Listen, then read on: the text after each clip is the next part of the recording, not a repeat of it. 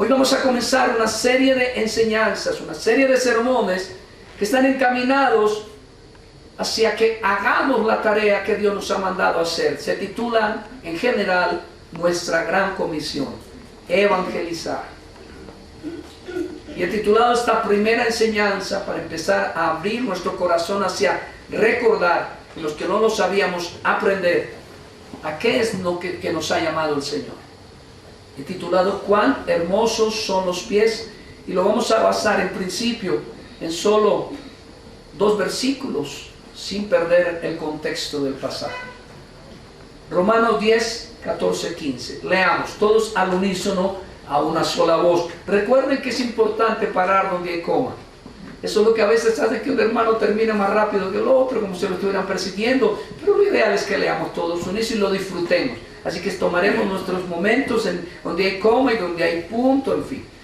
Ahora, ¿cómo pues invocarán a aquel en el cual no han creído? ¿Y cómo creerán en aquel de quien no han oído? ¿Y cómo oirán sin saber quién les predique?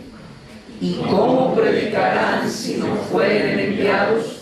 Como está escrito, cuán hermosos son los pies de los que anuncian la paz, de los que anuncian buenas nuevas. Sí, mire, la salvación le pertenece a Jehová. Yo vengo de un pasado hiper carismático. Tenía una pasión por ganar almas, pero no conocía de fondo la doctrina bíblica como debiera. Y voy a decirle algo, extraño esa pasión por alcanzar almas. Porque voy a decirle algo, cuando yo leo la vida, o mejor dicho, el pasaje de Juan capítulo 4, cuando Dios lleva al arrepentimiento y al conocimiento de su salvación a la mujer samaritana, yo no recuerdo que ella haya hecho un curso de teología sistemática o teología reformada y que conozca los 5 puntos calvinistas. Ella tenía solo una razón de ser: quería ahora ir a compartirles a otros la gran noticia que el Mesías prometido había llegado y que era aquel. Y la Biblia nos dice que cuando ella les proclamó esto, ellos corrieron a Cristo, y luego dice que ya no necesitaron del testimonio de la samaritana, porque cuando fueron a Jesús supieron que Él era el Salvador prometido, y fueron salvos los que creyeron. La salvación le pertenece a Jehová, pero a veces caemos en un intelectualismo bíblico y en una mala comprensión de la predestinación y de la elección anticipada de Dios, y la iglesia tiende a convertirse en algo frío y que no está cumpliendo la tarea a la que Dios le ha llamado. Sabemos que Dios tiene misericordia del que quiere tener misericordia, y con esa disculpa decimos, no sabemos si le va a Dios o no tener misericordia. Sabemos que Él ha elegido a aquellos que conformarán su pueblo desde antes de la fundación del mundo. Sabemos que Él es el que hace llamamiento eficaz.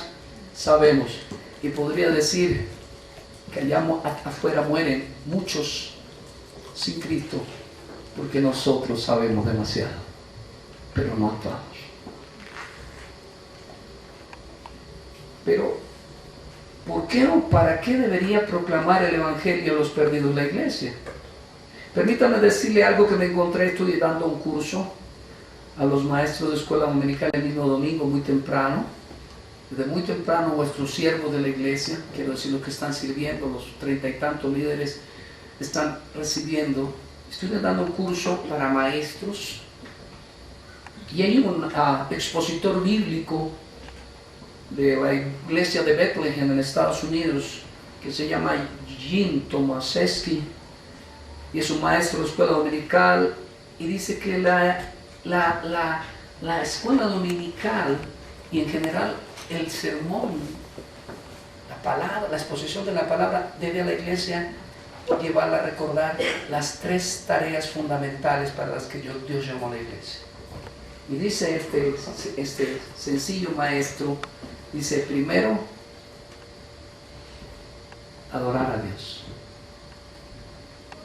Segundo, animarnos unos a otros a servir. Y tercero, evangelizar y orar por los perdidos.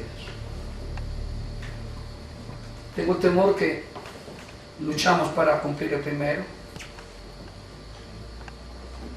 Repito, el conocimiento envanece. Con el ataque sistemático de cierto sector reformado a los afectos, a veces perdemos una perspectiva de lo que es la alabanza y la adoración genuina. Se nos olvida que, como lo veremos más adelante, Dios habla del corazón. Cuando se trata de la conversión, de la salvación, insiste en el corazón. Y no hay duda, y me identifico con cuál camino, como lo veremos más adelante, que si Él insiste en el corazón, no se refiere a una parte del cuerpo, sino a la insistencia de que los verdaderos cristianos tienen afecto sincero por el Señor. Así que nuestra tarea es evangelizar y orar por los perdidos. Primer punto, miremos un poco el contexto de nuestro pasaje elegido. Estaba diciendo que en este capítulo de Romanos 10 hay una insistencia del apóstol Pablo en que la justicia, que es por... hay dos caminos aparentes para llegar al cielo. Y digo aparentes porque no es así. Jesús dijo, yo soy el camino, no hay más caminos. Pero de alguna manera, al recibir la publicación de la ley de Moisés, porque la ley de Dios, como lo estamos viendo en los talleres que estamos haciendo los jueves, la ley de Dios es eterna y estuvo presente en la creación, estuvo presente durante el periodo patriarcal y fue publicada, inscrita en tablas durante el periodo de Moisés. Por alguna razón, y en mi opinión, por la ausencia de la persona del Espíritu Santo en quienes tenían el deber de darla a conocer, se llegó a creer que el guardar perfectamente la ley y particularmente los 10 mandamientos era camino para llegar al cielo. Pero la Biblia me deja ver en todo lugar y en una consistente estudio del tema de la ley, nos hace ver a todos que la ley no tenía el objeto de salvar, sino de culminar al hombre, de mostrarle la condición deplorable en la que se encontraba al no alcanzar la meta de guardarla, porque la ley misma establecía que el que violara uno de sus mandamientos había violado todos los mandamientos. Por tanto, todos los hombres, como es notorio, bajo el periodo de Moisés, todos pecaban, tenían que correr ¿a dónde? A un cordero que era la tipología de Cristo. Noten que la ley, ¿a dónde apuntaba? A Cristo. Entonces, cuando Pablo envía su carta para aclararle a los judíos su condición y el por qué la salvación es por fe, hace una insistencia de que hay un aparente camino, una aparente justicia que es por la ley. En un sentido la hay, porque la Biblia nos dice que el que guarde todos los mandamientos. Pero ¿cuántos hombres guardan los mandamientos? ¿Cuántos pueden guardar los mandamientos? No hay uno. Solo Cristo. Y está el otro camino, la justicia por la fe. Y en el verso 4 de ese pasaje, si usted lo mira en su Biblia, mírelo bien. ¿Lo tiene? Léanlo en voz alta. Verso 4. Porque la ley es Cristo, para justicia a todo aquel que cree. Noten, la impresión que uno tiene cuando no lee cuidadosamente la Biblia es que hay dos caminos. El hombre puede salvarse guardando la ley, o el hombre puede salvarse creyendo en Cristo, pero no hay tal. El hombre no tiene sino una opción. ¿Quién es? Cristo. ¿Por qué empecé diciendo que allá afuera las religiones paganas todas creen que se pueden salvar por las obras? Porque eso es lo sorprendente del Evangelio, lo que lo hace menospreciable. Era la razón por que los judíos menospreciaban el Evangelio. No había mérito humano, no había nada que hacer. Cuando le preguntaban a Cristo cuál es la vida eterna, ¿qué respondió? Esta es la vida eterna. Mejor cuando orando lo expresa, dice: esta es la vida eterna, que te conozcan a ti, el que tú has enviado. Así que el contexto de este pasaje es un énfasis de Pablo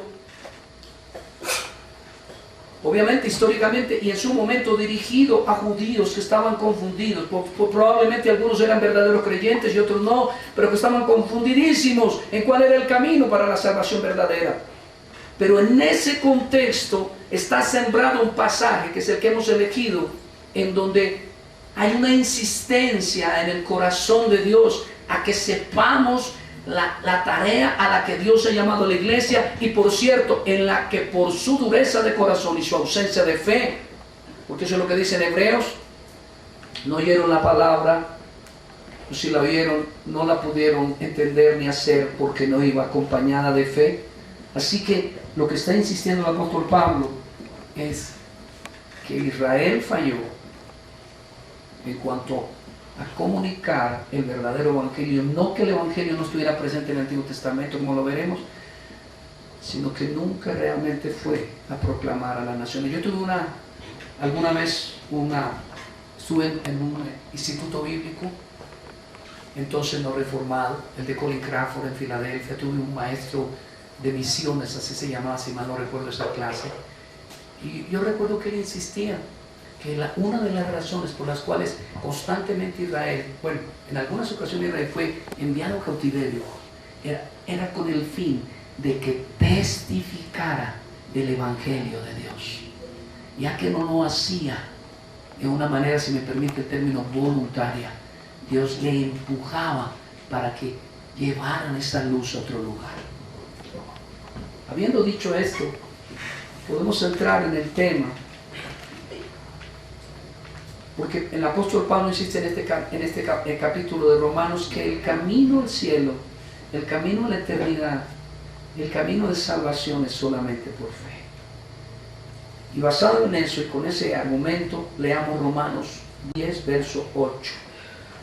Mas, ¿qué dice? Cerca de ti la palabra, en tu boca y en tu corazón. ¿Qué dice luego? Esta es la palabra. Esta es la palabra de fe que predica. Que si confesares con tu boca que Jesús es el Señor y creyeres en tu corazón que Dios le levantó de los muertos, serás salvo. Notemos en primer lugar que quienes han nacido de nuevo llaman el Evangelio ¿dónde? ¿Dónde está la palabra? En tu boca y en tu corazón.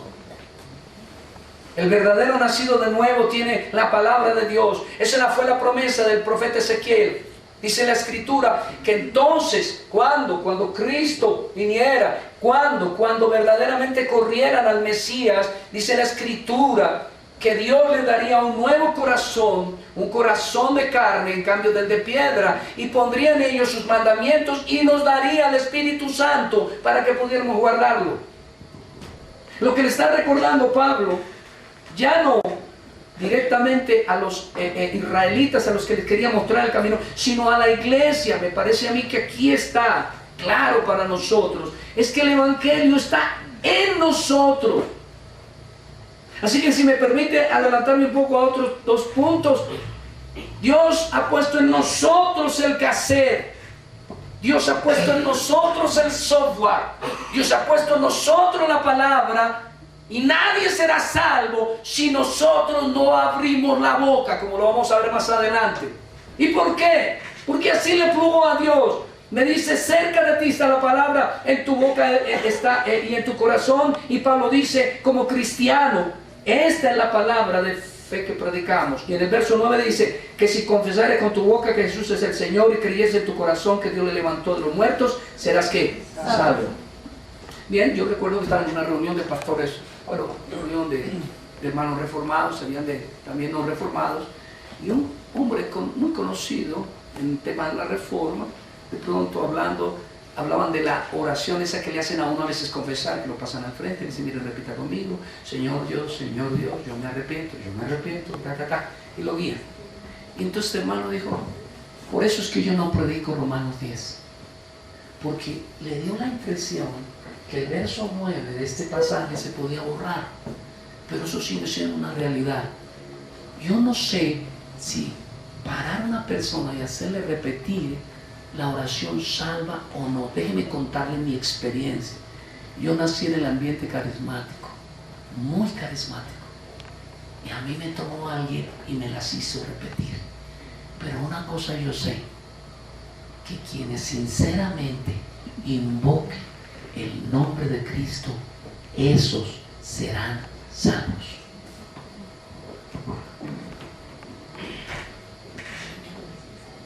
Romanos 10:9, que si confesares con tu boca Jesús es el Señor y creyeres en tu corazón que Dios le levantó de los muertos, serás salvo. Y dice, y si creyeres en tu corazón que Dios le levantó, la muerte y resurrección de Jesucristo son la coyuntura del Evangelio.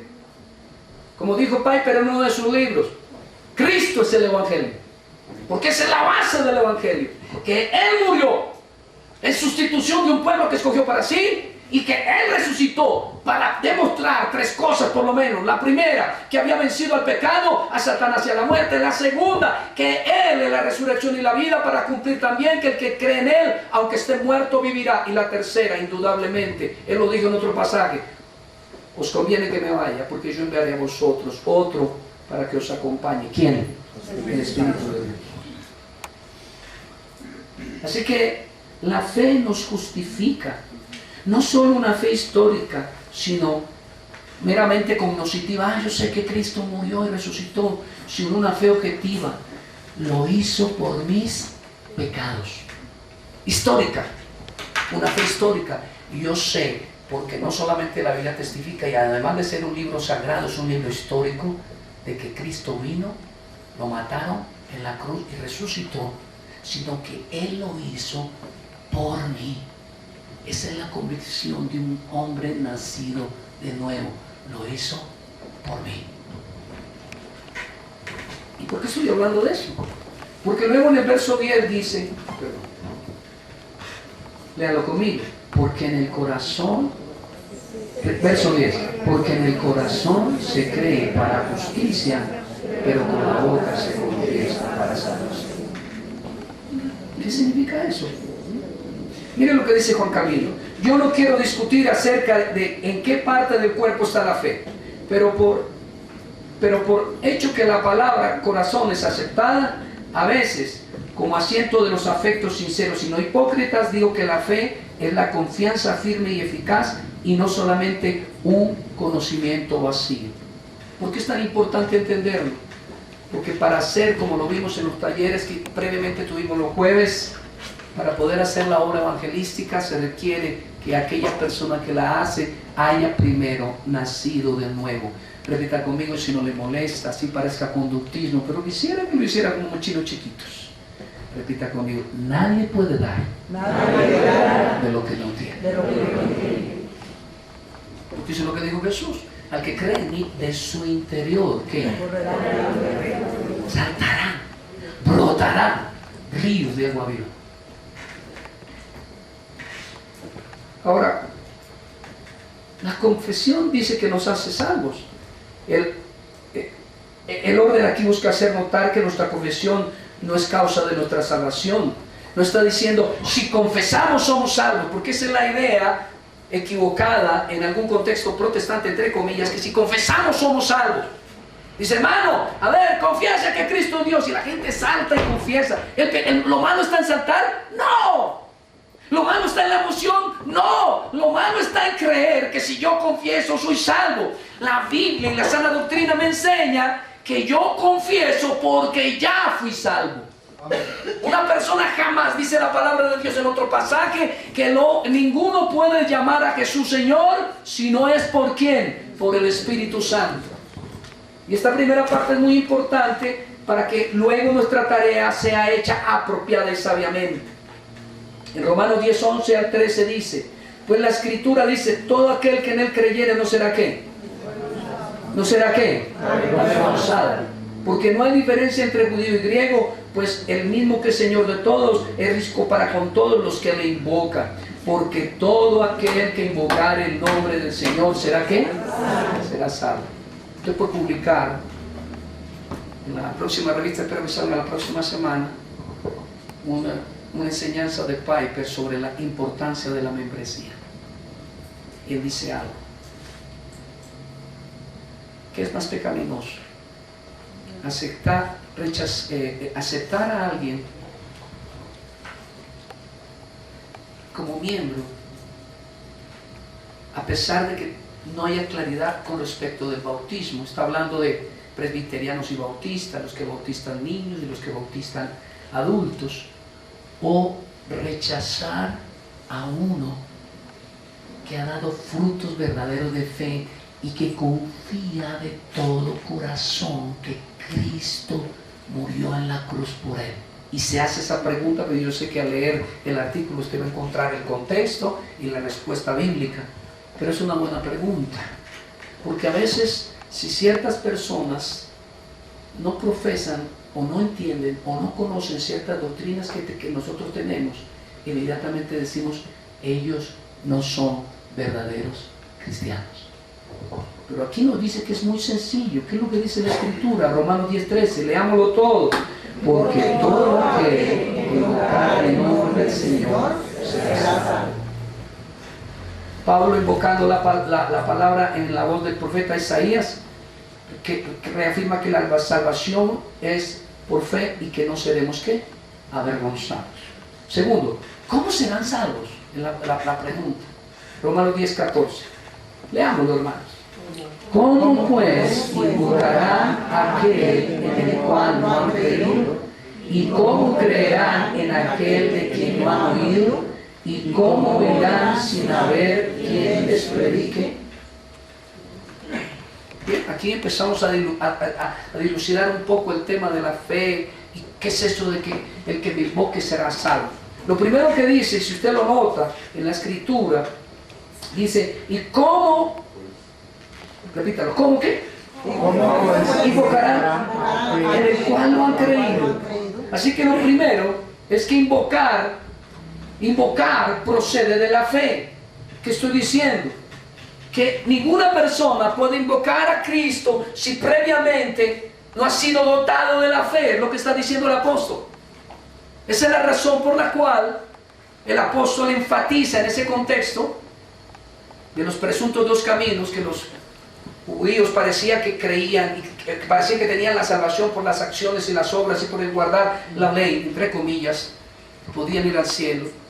Y él entonces les afirma y les dice, ¿cómo pues invocarán a aquel en el cual no han creído? Y permíteme parar un poquito allí.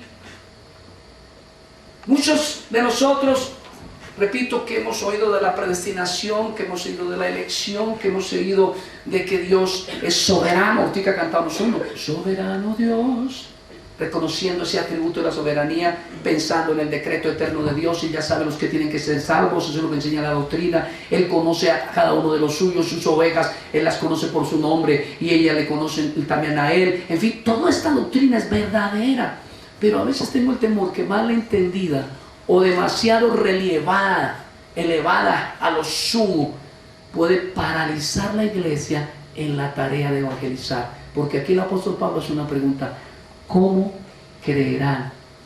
¿Qué dice la pregunta? ¿Cómo qué? ¿Cómo invocarán a aquel en el cual no han creído? ¿Cómo invocarán a aquel en el cual no han creído? Justificados pues por la fe, tenemos paz para con Dios por medio de nuestro Señor Jesucristo, lo que dice la palabra. Porque también dice en Romanos 5, del 1 al 2, porque también tenemos entrada por la fe a esta gracia en la cual estamos firmes y nos gloriamos en la esperanza de la gloria de Dios. Hermanos, la gente no se va a convertir de manera milagrosa. La gente no se va a convertir como cuando usted tira el maíz pira, lo pone en el aceite y de pronto empieza a totear. ¡Wow! Este toteó cristiano, este no. Ellos primero tienen que oír del Salvador. Ellos primero tienen que oír de Cristo. Los que hicimos el taller el jueves, recordaremos que en el mensaje de Chantry, si mal no recuerdo Chantry, ahora se me escapa el autor de este texto sobre evangelismo hoy, era la primera cosa que hay que presentar en el evangelio es ¿a quién? A Dios, su grandeza. Porque la única forma, dijo Martín Lutero, que alguien tiene idea de lo que es cuando conoce a quién, a Dios. Así que lo que está diciendo el apóstol es, ¿cómo podrán ellos decir, Cristo, sálvame, Cristo, límpiame, Cristo, perdóname, si primero no han oído quién y qué hizo Cristo Jesús por los hombres? Es decir, que el elemento cognoscitivo es importante. El evangelizar primero, insisto, hay que presentarle ante todo quién es Dios, y quizá uno de los mayores atributos de Dios, su santidad. Porque solo cuando vemos, ¿se acuerdan lo que le pasó a Isaías? Isaías vio ¿qué? La gloria de Dios, e inmediatamente vio la gloria de Dios. ¿Qué dijo? Muerto soy un hombre de labios inmundos, y habito en un pueblo de labios inmundos. Y Pedro, cuando vio la gloria de Dios, después de la pesca milagrosa, de repente tiene una iluminación de parte del Señor, y ven Jesús no solamente al hombre, sino al mismísimo Dios hecho hombre, al Emmanuel, y que dice: apártate de mí porque soy hombre ¿qué? Pecador. ¿Cómo pues invocarán a aquel en el cual no han creído? Ahora viene luego: ¿y cómo creerán en aquel de quien no han oído? Aquí oír implica, insisto, conocer. Ese conocimiento es perfecto cuando procede de la palabra de Dios. Muchas personas al evangelizar insisten en su testimonio, insisten en vengan a la iglesia, lo que Dios me ha hecho, que en la iglesia da el mercado, yo no sé, se inventan mil cosas. Pero la Biblia nos dice que es por la exposición de la palabra que la gente puede llegar al conocimiento de Dios. Es a través de la escritura que verdaderamente se conoce al Señor. Mire, a veces el evangelismo puede durar 1 hora, 2 horas, pero hay evangelizaciones que demandan días, meses y hasta años. ¿De qué está hablando, pastor? Estoy diciendo que Dios tiene un momento para cada elegido, pero que a veces el trabajo del evangelista demanda tiempo. Yo vengo a mi memoria, o viene a mi memoria, cuando Felipe, tomado por el Espíritu y llevado a un desierto, en Hechos capítulo 8, ¿cuánto lo recuerdan?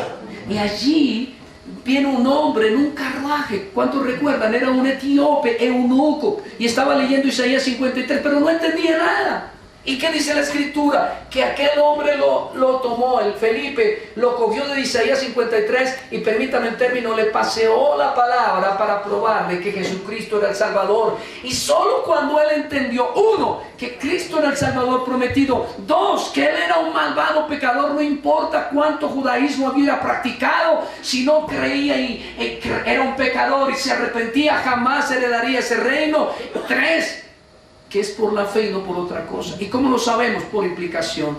Porque pasado un tiempo, después de que les puso todo el consejo de Dios, dice la Biblia que aquel hombre dijo: ¿qué impide que yo pueda bautizarme?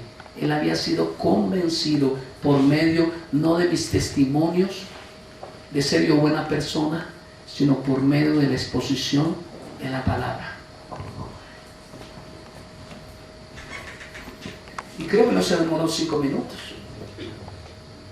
Pero déjeme decirle que hay personas que requieren solo 5 minutos. Hay personas que requieren muy poco tiempo por razones de la providencia. Pero lo que es cierto es que nosotros debemos estar preparados para poder evangelizar en el conocimiento de la palabra de Dios y de todo el consejo de Dios. Ahora bien, solo cuando oigo de Dios y su gloriosa y perfecta santidad soy conmovido de mi estado de pecado. Una persona no sabe quién es hasta que conoce a Dios. Una persona no sabe cómo es hasta que la Escritura le habla del pecado y de su condenación. Una persona no sabe lo que necesita hasta que, angustiado por su pecado. ¿Cuántos recuerdan la primera predicación de Pedro? La primera predicación de Pedro hace una exposición clara de Dios. Dice esto lo profetizado por Joel, que Dios derramaría su Santo Espíritu en estos tiempos. Y luego, por medio de la exposición de la ley, invocando el mandamiento no matarás, les expone la condición en la que se encuentran sus oyentes. Y dice la Biblia que todos ellos fueron constreñidos en su corazón y dijeron inmediatamente: ¿qué haremos? ¿Y qué les dijo el apóstol? Arrepentidos. Si no hay una exposición del Evangelio, no habrá salvación. Es más, se puede predicar el Evangelio y probablemente en algunos sectores no habrá ni un salvo, nadie vendrá, porque la salvación es verdad, le pertenece al Señor, pero a nosotros nos corresponde proclamar ese Evangelio. ¿Y cómo creerán? Dice, en aquel de quien no han oído. ¿Y cómo oirán sin haber quien les predique? Note una cosa, yo aprendí algo en ciertos seminarios empresariales hace muchos años, mucho más de 20. Mi hermano, aprende a diferenciar entre lo que es urgente y lo que es prioridad. Y claro, podríamos quedarnos aquí hablando de cada punto, pero el Evangelio no solo es urgente, es prioritario, es necesario. El mundo perece. Nos dolemos frente al televisor y las noticias porque se están ahogando personas todo el tiempo. Está muriendo nuestro país por la violencia, por las catástrofes naturales, que todo esto en mi humilde opinión, y por favor no anoten que eso dice la palabra de Dios, pero en mi humilde opinión no son otras cosas que las copas de enojo del Señor. Juicios anticipados para avisarnos que si bien es cierto aún no ha regresado, Él no tomará por inocente al pecador, que Él juzga con justicia y con verdad. Pero nos dolemos, pobrecitos. Hace poco alguien viendo un noticiero vio que se llevaba una vaca, un río, yo no sé si lo vieron, estaba pasando retazos de lo que estaba pasando, y se va una vaca, y yo vi la persona conmovida, se le aguaron los ojos, se muere una vaca. Alguna vez en Nat Geo vi que, en Animal Planet, me gusta ver Animal Planet por los animalitos y la cosa, y vi, o veo seguido, rescate de animalitos. Hace poco vi en un puente altísimo un gato allá metido y la gente se va a morir, se reúnen 30, 50 personas, llaman a los bomberos, invierten recursos del Estado para salvar al gato. Y hace poco vi un perro que se fue 60 metros en el fondo de un hueco. Invierten todo y la señora dueña llora y todo, pero no nos duele que las almas se estén perdiendo.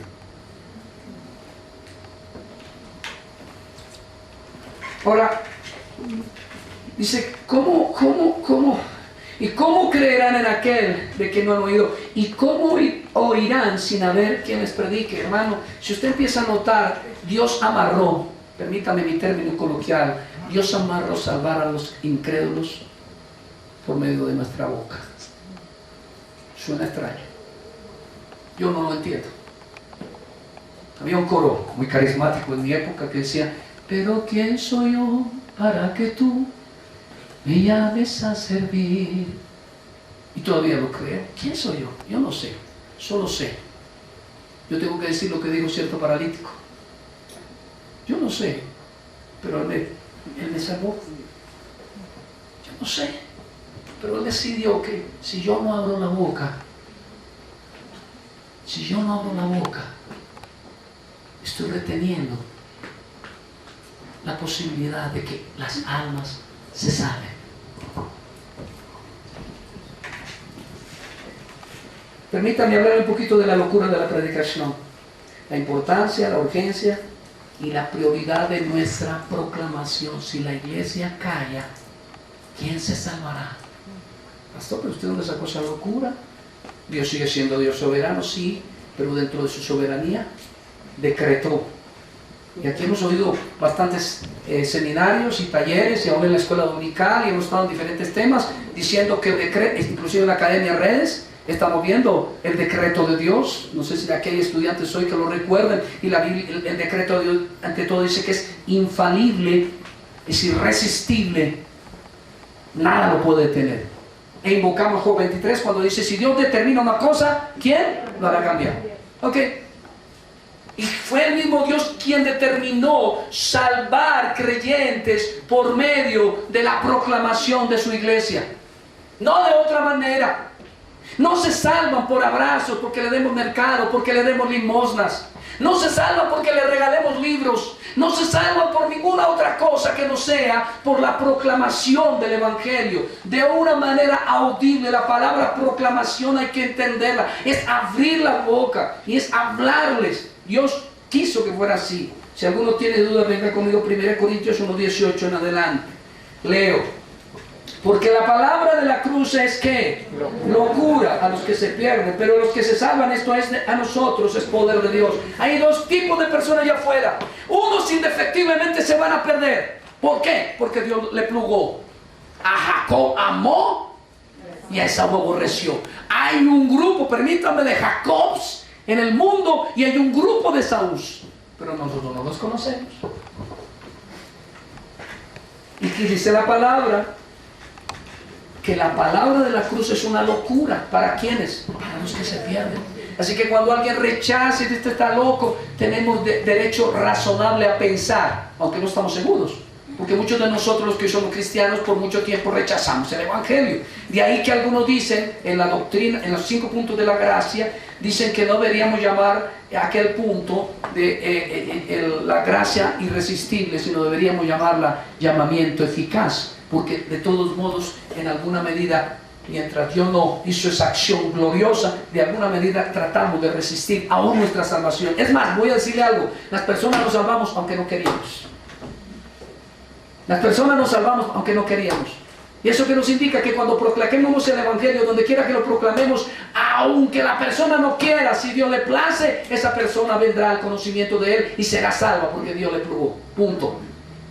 Y dice, porque la palabra de la cruz locura a los que se pierden, pero los que se salvan, esto es a nosotros, es poder de Dios. Pues está escrito, destruiré la sabiduría de los sabios y desecharé el entendimiento de los entendidos. Estaba viendo un video de Paul Washer. Algunos nos gustan de Paul Washer, porque Paul Washer ha golpeado fuertemente también el hipercalvinismo, al igual que Spurgeon, que muchos no conocen toda la historia de Spurgeon. El hipercalvinismo es una exacerbación de ciertas doctrinas que llevan a paralizar la iglesia y no la dejan hacer su tarea.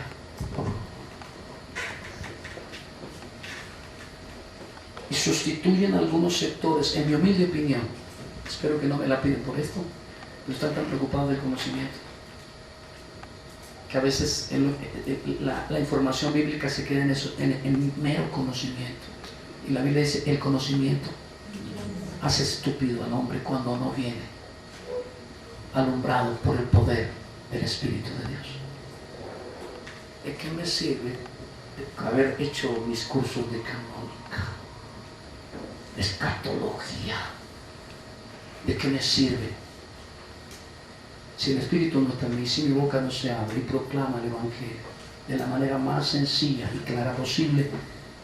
Jamás verdaderamente veremos que la iglesia venga o que los impíos conozcan al Señor. Destruiré la sabiduría de los sabios, desecharé el entendimiento de los entendidos. ¿Dónde está el sabio? ¿Dónde está el escriba? ¿Dónde está el disputador de este siglo? ¿No ha enloquecido Dios la sabiduría del mundo? Estaba mencionando por Boche, porque hoy mismo estaba viendo y oyendo un video. Me gusta hacerlo, ustedes lo saben. Ya habiendo terminado de preparar mi material, me gusta por ahí echar mano a algunas ayudas audiovisuales, alimentar mi espíritu. Necesito oír palabra para subir aquí con algún valor, porque casi siempre me subo y digo, Señor, qué mal expositor soy, por favor, omite mis errores y tu espíritu encamine bien la exposición bíblica. Pero donde quiero llevar es que él dijo algo que me impactó, refiriéndose a la iglesia reformada, muy puntualmente a ella. ¿Creen ustedes que los impíos se salvan solo por la proclamación de ustedes?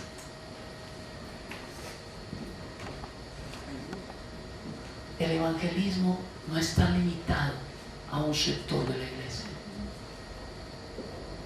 Voy a decirle algo que nos debe avergonzar. Es verdad, atacamos las mega iglesias, falsos profetas, herejes, ladrones de púlpito. Pero voy a decirle algo, no todos son lo que creemos. Algunos son falsos, pero otros vienen en doctrina de error. Lutero no tenía la doctrina absoluta, Calvino tampoco, y no existe un solo expositor ni teólogo contemporáneo que diga, yo ya conozco toda la verdad. Y voy a decirle algo, algunos con la poquita luz que tienen ganan más almas para el Señor que gente súper alumbrada que tiene cerebros grandísimos. O como dijo otro hermano, que es reformado, por cierto, dijo, no seamos tan cabezones, ganemos almas para el Señor.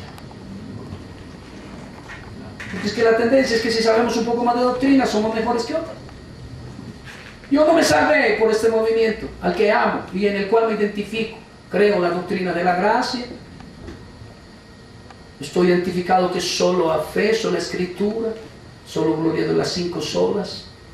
Yo tengo que confesar aquí delante de ustedes que están viendo este video que fue por unos locos carismáticos que un día yo vine al arrepentimiento porque se atrevieron a proclamar lo esencial del Evangelio: que Cristo murió por pecadores y que aquel que arrepentido y con fe viene a Él, ese será salvo. Y yo soy el fruto de locos de esa manera que salen a compartir el Evangelio a otros. Yo a veces me avergüenzo cuando salgo a la calle y veo a los testigos de Jehová. Son hormigas trabajando. Tienen una mentira terrible, pero se la han creído. Tienen algo que tenemos que avalarle y aplaudirle. Han creído su mentira y son consecuentes con lo que han creído. Y nosotros que presumimos tener la verdad, temo que, como dice en uno de los libros que tanto enarbolamos en nuestras bibliotecas reformadas, el de John MacArthur, nos avergonzamos del Evangelio. Nos da pena proclamar, hey, que Cristo murió por pecadores y que si hoy con fe y arrepentimiento vienes a Él, tú serás salvo. Eso es todo.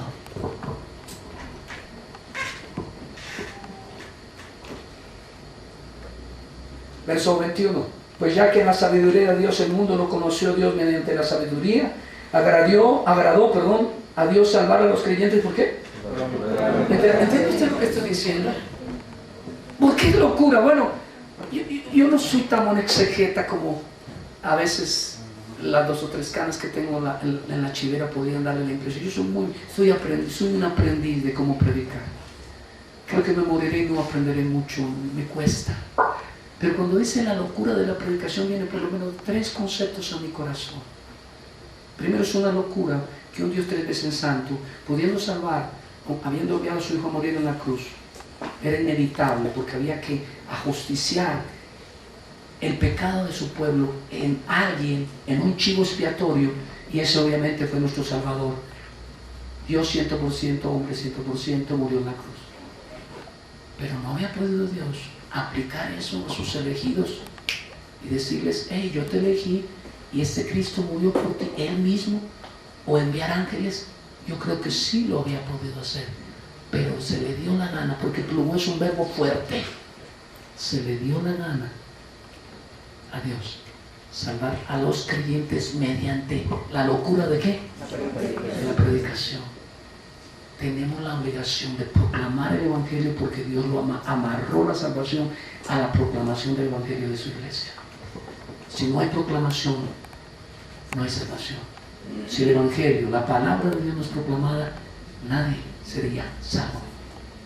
Todos en algún momento fuimos fruto de esa proclamación.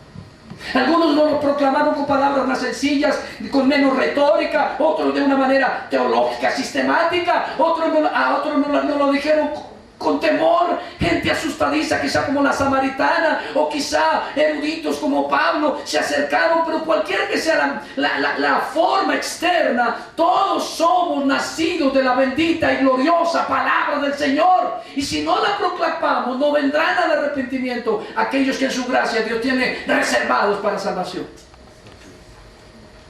Y luego que dice, porque los judíos que piden señales y los griegos que buscan. Déjeme ser atrevido, hermano.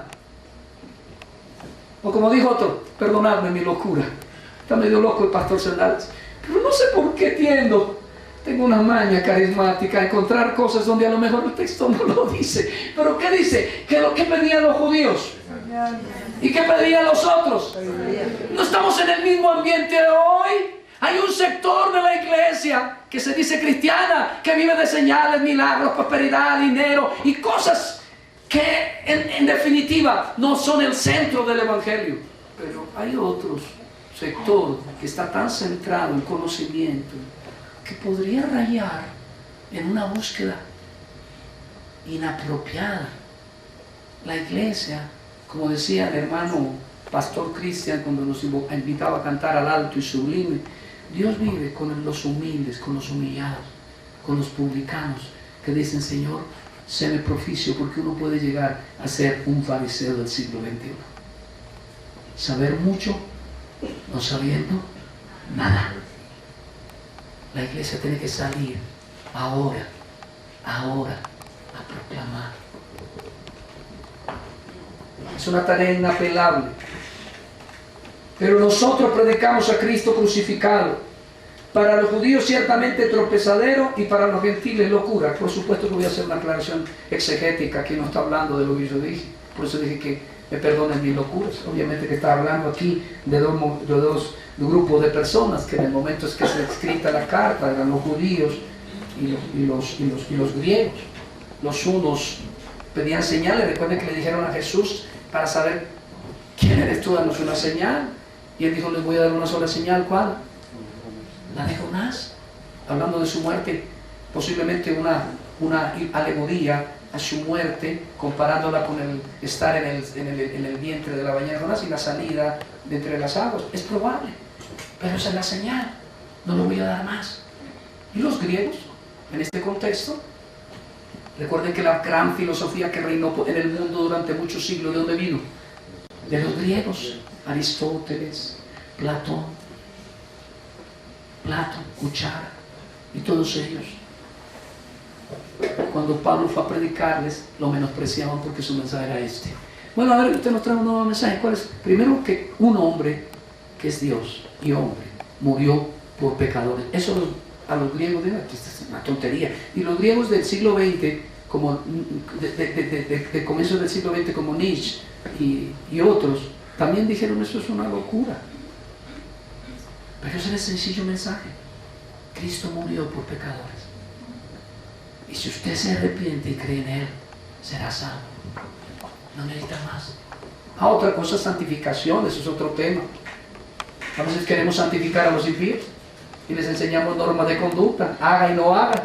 Pero lo primero que hay que proclamar es el Evangelio, como dice Mark Dever, el autor de 9 señales de una iglesia saludable, que luego escribe un libro que se llama La Iglesia Deliberante.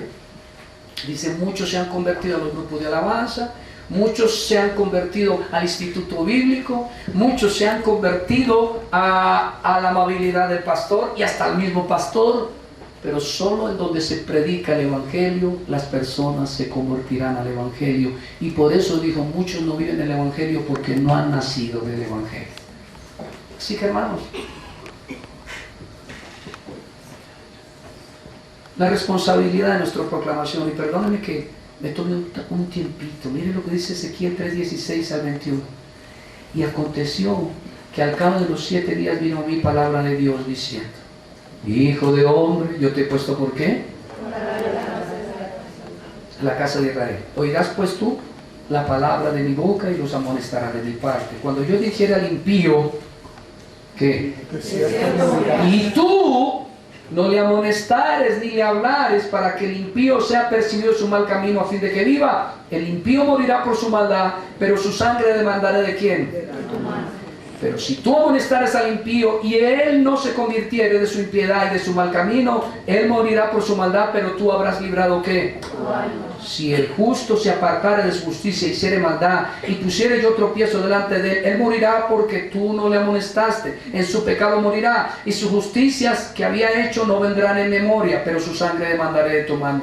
Pero si al justo amonestares para que no peque, y no pecare, de cierto morirá, porque tú amonestado y tú has librado tu alma. Está diciendo en este contexto de Ezequiel, cuando al impío, los impíos se van a perder de todos modos, hermano. Entonces alguien puede pensar, ese es un borracho toda la vida. ¿Nunca, no ha pensado alguna vez así? Yo hubo tiempos y años atrás empezando el evangelio y decía, ese es borracho, yo le voy a predicar, ay, aquella señora es noble, a ella le voy a hablar. Pero ¿qué fue lo que sacó de cuando llegó? Prostitutas, publicanos, asesinos, ladrones. Casi siempre creemos que tenemos mejor ojo para encontrar los escogidos. ¡Ay! Es tan amable, yo llego y yo le abro la Biblia y esa persona es muy que me da hasta desayuno. Esta es para el Señor. Y el drogadicto de la esquina que nos robó la billetera el otro día, ese no creo. Es decir, ya en mi opinión está condenado. Ese fue el error de los judíos. Lo vi, lo menospreciado. Esa suegra que usted aborrece, ella requiere oír el evangelio. Y le tengo una sorpresa, quizá un día la tenga usted sentada a su lado y tenga que mirarla de lado, y más grave aún, quizá Dios le regale una casa en el reino venidero pegada a la suya. Así que aprenda a creer que Cristo todavía tiene poder para salvar y que no hay pecado grande que la sangre de Cristo no pueda cubrir. La obra expiatoria es suficiente y es completa. Nuestra necesidad de proclamarlo, 1 Corintios 9:16, Pablo dice, pues si anuncio el Evangelio, no tengo por qué gloriarme. No, hermano, yo sí evangelizo, porque me es impuesta, ¿por qué? Necesidad. Y hay de mí si no anunciare ¿qué? Nuestra tarea es de eterno valor y de eterna gloria, pero no es para nosotros, hermanos. La gloria, ¿para quién es? Para Cristo. Todo verdadero creyente, note lo que dice él, pero me es impuesta ¿qué? Necesidad. El verdadero creyente, nacido de nuevo, nace con un software. ¿Con qué software nace un pez? De volar, ¿sí o no? De bailar salsa. Dijo, esto es pecado, pronto daño tu fe. No, ¿con qué nace? ¿Con qué software nace? Con nada. Y las aves de largas alas, no las gallinas, ¿ah? Con un software para volar. Y lo que nos está diciendo Pablo es que en el corazón de un nacido de nuevo hay un software, una urgente necesidad de no tener la boca callada. Si me tapan la boca, me salen letreros que Cristo murió por pecadores como tú, y que si vienes a Él con fe y arrepentimiento, hoy mismo entrarás a ser parte de los que heredarán conmigo salvación y vida eterna. Hoy mismo, si murieras, estarás con Él en el paraíso. ¿Cuándo? Hoy. Hermano, pero yo no me bauticé y me cogí un carro. Y no importa, el ladrón estaba ahí, no alcanzó a bautizarse, Dios lo entiende, en su providencia no le dio ese tiempo, pero fue suficiente que creyera e invocara su nombre y que viera al Mesías que estaba a su lado como el justo que moría por los injustos. Eso fue todo lo que vio y lo confesó con su labio. Señor, acuérdate de mí cuando estés en tu reino. ¿Y qué le dijo Jesús? Tienes que hacer un curso para bautismo, tienes que ver los 5 puntos calvinistas, tienes que entrar a la Academia Teológica Redes, donde tienen todos los materiales de la médula teológica. Y solo si, únicamente si el pastor y su pacto de membresía lo aprueba, hablaré con Pedro, según me dé tus informes de cómo te comportaste durante tu vida cristiana, y serás salvo. Eso es una contradicción, pero a veces los hermanos más reformados no lo dicen así, pero con su manera de enfocar pareciera que hace más difícil entrar al reino de los cielos. Voy a decir algo que quizás sea atrevido, que seamos reformados en cuanto a nuestro mensaje, nuestra conducta, nuestra relación con Dios, pero seamos carismáticos en cuanto a proclamar el Evangelio, es decir, que creamos, que tengamos la pasión de ir a alcanzar almas para el Señor Jesucristo. Diciendo carismáticos aquí, por paréntesis, esa pasión para alcanzar vidas.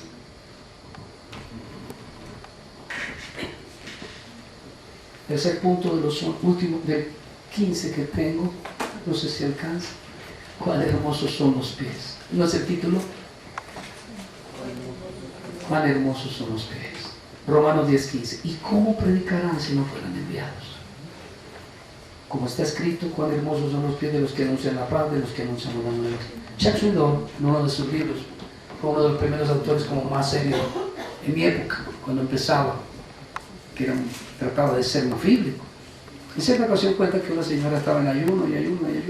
Llegó a su iglesia y dijo: mi hermano, yo estoy ayunando a ver si reparto estos trataditos para compartirle a los impíos.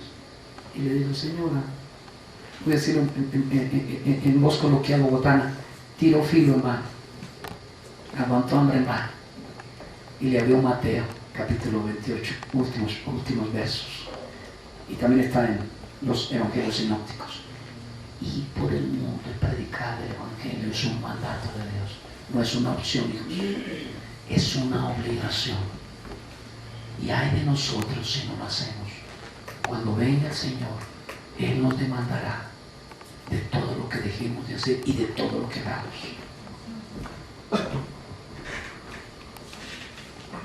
La Biblia afirma que de boca del mismo Señor Jesucristo recibimos la gran comisión. Como iglesia hemos sido enviados, y le dijo: id por el mundo, predicar el evangelio a toda criatura. El que creyere y fuere bautizado será salvo, mas el que no creyere será condenado.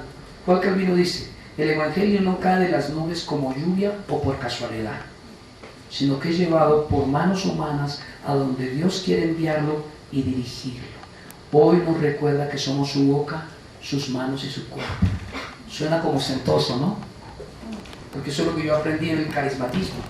Somos las manos de Dios. Hay un coro inclusive que dice que somos las manos, somos la boca, pero no dice que nosotros somos el cuerpo y Cristo la cabeza.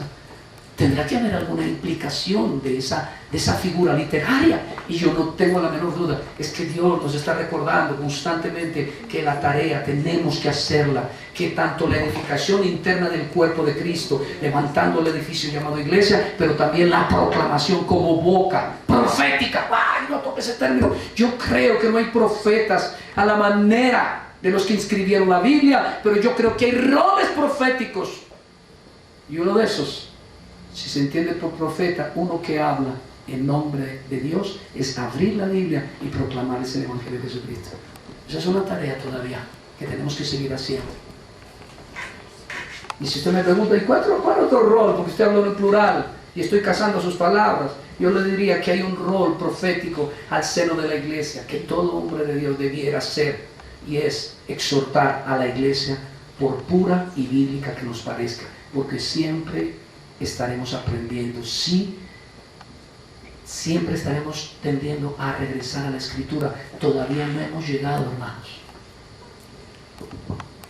Cuán hermosos son los pies. La palabra pies ha de entenderse como llegada. Primero los pies de Cristo, su llegada. ¿Qué traía el Señor? ¿Qué traía el Señor? ¿Ley? ¿Cargas? Eso estaba ahí en Israel. Y yo creo que el paganismo está lleno de eso. Obras, cargas. Pero Jesús abrió Isaías, si mal no recuerdo, 61, y dijo, yo, ¿cierto? El Espíritu de Dios está sobre mí para dar libertad al cautivo, para abrirle la cárcel, para restaurar al quebrantado corazón. Esas son buenas nuevas. ¿Cuáles son las buenas nuevas? Que todo el mundo está condenado, pero el que se arrepienta y tenga fe en Jesucristo como su Señor y Salvador, ese puede ser salvo. Isaías 52:6. Por tanto mi pueblo sabrá mi nombre por causa de aquel día, porque yo mismo que hablo, he aquí estaré como presente. No hay duda que es una alusión a la venida al Emanuel, que es Cristo en la tierra, pero también no hay duda que nos está haciendo otra alusión importante, y es, Él dijo, no teman, porque yo estaré con vosotros. ¿Hasta cuándo? Hasta el fin. Y antes de la gran comisión dijo, toda potestad me fue dada así en los cielos como en la tierra. Ir por el mundo y predicar. Estaba diciendo, yo estaré ahí siempre. Siempre que abramos la boca, Dios estará ahí. Él es el que salva, nosotros no. Pero siempre que proclamemos el Evangelio, tendremos el apoyo nada más ni nada menos que del mismo Señor Jesucristo. Verso 7. Cuán hermosos son sobre los montes los pies del que trae, ¿qué? Alegres nuevas. No, el Evangelio no es condenación. Ese es otro punto. A veces tenemos una perorata y una diatriba y una exposición tal que, si bien es cierto, combinamos al arrepentimiento al hermano, no le damos la salida. Nuestro Evangelio ante todo es de salvación, es de buenas nuevas. Sí, eres malvado, eres pecador, eres lo peor si se quiere, pero si vienes a Él, se te constituirá un hijo de Dios. Él dijo en otro pasaje claramente que nos sacó del estercolero y nos sentó a la mesa de sus príncipes. Del que anuncia la paz, del que trae nuevas del bien, del que publica, ¿qué? Salvación, del que dice, Sión, tu Dios reina. Voz de tus atalayas, alzarán la voz, juntamente darán voces de júbilo, porque ojo a ojo verán que Jehová vuelve a traer a Sión. Cantad alabanzas, alegraos juntamente soledades de Jerusalén, porque Jehová ha consolado a su pueblo, a Jerusalén ha redimido. Y como todos sabemos, hermano, no está hablando de la Jerusalén física, sino está hablando indefectiblemente de la Jerusalén espiritual. Voy a terminar. Último punto. La fe. ¿Por dónde viene? Hermano, a veces, hermano, pero yo todo eso que usted está diciendo, yo me lo sé. Pero Pablo dijo algo que me anima. No me es molesto repetiros. A mí tampoco. Pero además, ¿cuántos evangelios dejó el Señor?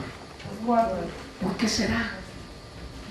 Porque tenemos que entonarlo por aquí, entonarlo por allá, entonarlo por allá, entonarlo de este lado, a ver si de tanto entonarlo, por fin levantamos una canción. Como dice en la palabra de Dios, el tiempo de la canción ha llegado. La iglesia está llamada a cantar el bendito evangelio del Señor. Amén. Mas no todos, dice el apóstol, obedecieron al evangelio. Pues Isaías dice: Señor, ¿quién ha creído nuestra luz? Hermano, no todos creerán. Nos duele, empezando por mi padre, si usted quiere. ¿Cuántos de ustedes tienen papá, mamá, que están insistiendo, el esposo, la esposa? No desmayaremos, seguiremos orando, porque mientras haya vida, hay esperanza. Pero luego dice, verso 17: así que la fe es por el oír, y el oír, ¿por qué? Nadie puede ser justificado sin la fe, mas el justo por la fe. Y la fe no viene por ningún medio que no sea la proclamación de la palabra de Dios. No todos aceptan el evangelio, pero muchos lo aceptarán. Como dijo cierto hermano, en su iglesia oran por la sanidad. Yo creo en la sanidad. Dios suele utilizar, como dijo Martin Lloyd Jones. Martin Lloyd Jones dijo en uno de sus libros de teología propia, el Dios Padre y el Dios Hijo. Él dijo claramente que hay una providencia ordinaria y Dios usa la providencia ordinaria. Y en este caso usa las palabras de un hombre que expone la Biblia. Pero Dios también, cuando me preguntaron sobre la salud, Martin Lloyd Jones dice que Dios también suele echar mano a la providencia extraordinaria. Y a eso él le llama milagro. Pastor, como usted denomina, yo creo en los milagros. Si no, no estaré aquí. Fueron los de la alta crítica que negaron lo sobrenatural de la Biblia. Y la Biblia me afirma que Dios todavía puede hacer milagros. Pero habrá un mayor milagro que la conversión del alma. Corazón malvado que odiaba al Señor y que estaba dispuesto a volverlo a matar si se le apareciera de frente, y de un momento a otro comienza a adorarlo, a alabarlo, a bendecirlo.